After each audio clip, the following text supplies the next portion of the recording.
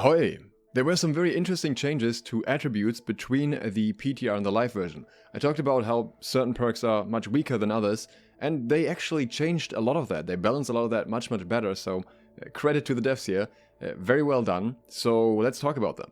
We see that the first perks here are the same. We have 5% light attack damage at 25 strength. At 50 we have 10% heavy attack damage. At 100 we have 10% physical damage. At 150 we have plus 15% stamina regen rate while exhausted. I still think this is a relatively weak one overall. Then at 200 we have the 10% damage on CC target essentially, except knockdown here. And at 250 we also still have the, in my opinion, relatively weak stamina regeneration rate while performing melee attacks. But after that, things get spicy. So this perk on the PTR was 10% base damage while under 50% health. That, in my opinion, was just not consistent enough to have enough value, especially because under 50% health, you're usually trying to get out and try to survive and not fight back that much.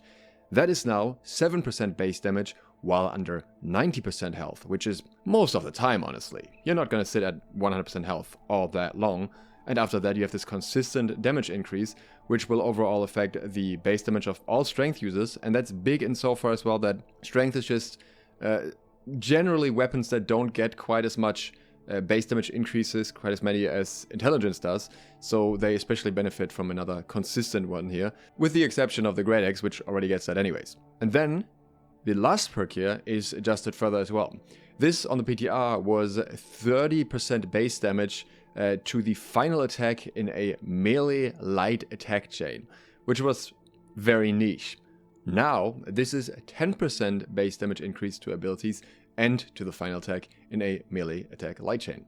So much more consistent, much more applicable to a lot of different situations, a lot of different weapons, and honestly fairly strong. This is very similar to the intelligence perk now. It's actually stronger, we'll get to that in a second.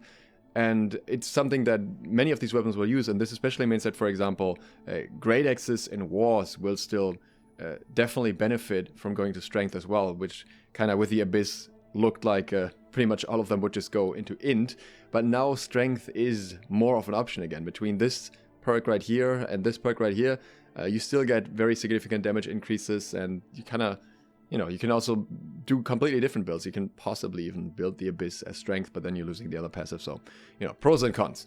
Anyways, overall much better situation here for strength, but that's not the only one that got changed. In DEX, once again, we have some perks that stay the same. We have the 5% critical hit chance, then we have 5% damage while at full health, then we have 5% damage while your stamina is not full, 15% duration to damage over time effects. Again, I think this is comparatively weak next to the very similar INT perk here, which is 30% for 100 more points. We have the 10% bonus backstab and headshot damage. We have 10% empower after successfully dodging an attack. And then we have a change here as well. We can hop forwards to the 350 perk real quick first. The 15% crit chance while empowered. I didn't quite get that at first, but I kind of missed the connection here. Obviously, you're meant to dodge an attack, get the empower from that, and then also get the extra crit chance. And it makes a lot more sense, unless you obviously get the empower from something else already. I still don't quite get why it's crit chance here, but I don't mind it. I think it's good enough. But then this perk was changed, and again, this is very much what I suggested as well. I really like this change that was done here. Oh, that's something we'll go to in a second, influence right there. So, the weapon swapping here will cleanse all stun and root crowd control effects now, instead of all stuns, roots, and slows like it was on PTR. This was actually the only one of these changes that was in the patch notes, and this is now on a 30 seconds cooldown. That means it's much more reliable to use against the CC where you want it the most, instead of accidentally using it against a slow and cleansing that and being on that cooldown. Cooldown is doubled in return, but I think this is a very potent cleanse that can give you a, free exit from many fights, so that's very useful. In intelligence, we have the 5% damage increase to backstab and random crits. We have 5% damage increase to targets inflicted with damage over time effects. This is a very strong perk, by the way. This is so strong that even other builds will often use this, because you can just get this effect from just having a rune glass, for example. We have 10% damage to light and heavy elemental attacks, 15% elemental damage on 150, still very strong, 10 mana on a critical hit, 30% duration to damage over time effects, and here we have a nerf. This used to be 10% damage to targets below 50% health. This is now 7%. Of course, not an insane nerf. It's still a very strong perk. It's just 3% less. But it is a nerf. It is a notable nerf, and it's kind of going in line with the opposite up here, right? This is, you get the 7% increase here with strength most of the time, and you get this one when the target is low. So overall, the strength perk is arguably better in my opinion now, which is fair enough because the INT tree has a lot of better perks earlier on. And then the last perk here is also slightly nerfed from 15% extra ability damage down to 10% extra ability damage. Again, this makes the strength perk better because it has 10% base damage to abilities as well, and it has that final melee attack chain hit, so slightly better now. But again, INT perk also has a lot of good things early, especially the 50 points perk is very strong. You get your early base damage from that already as well. So it's not like INT is falling behind now. I would say that overall INT and strength are much more balanced against each other now, all things considered.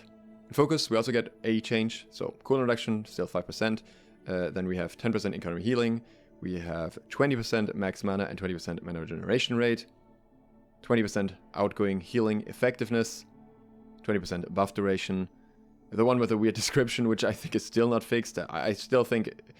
I don't know how this is meant to work, but I think the first sentence here is just doubled up. I think it's meant to be kills and group kills grant stacks of blessed, increasing outgoing healing by 1% per stack for 20 seconds. And then the personal kills grant 2 stacks is what's also implied in the first sentence, so it's just very odd. And then group AI kills grant 1 stack, and I don't even know why AI kills are mentioned specifically here, so I don't even know. I still don't know what's going on with this perk. I think this description still needs cleaning up. Likewise, this perk is also still weird in terms of description. You get a 20% fortify for 10 seconds when healing allies, while your health is above 50% or your mana. According to New World Database, it's supposed to be your mana. Again, still both in there, so I don't know. Still not fixed up for focus.